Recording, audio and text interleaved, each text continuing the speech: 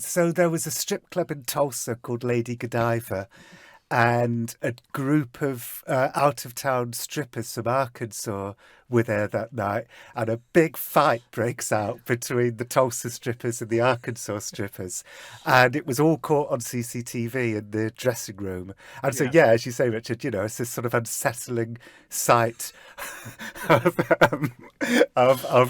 almost naked women screaming at each other, and yeah, so as you said, the security guards at the various Oklahoma, Arkansas strip clubs were passing this CCTV footage around, ostensibly as a warning, like this Arkansas group of strippers are on the rampage. Right. Don't let them in.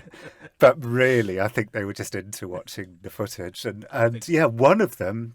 This is kind of amazing. You can see why it caught on as such an ingredient in a conspiracy theory, because one of them decided to watch the whole tape, presumably because the tape is basically full of women getting changed in the dressing room. I suppose so. It could be like reading the articles in Playboy. You go, well, I've watched the exciting bit now. Let's see what they get up to in the rest of their day. Yeah, when they're just doing their makeup and stuff. But yeah, one point earlier on that evening, this woman called Pam comes into the dressing room, one of the strippers, and basically says, something weird just happened outside.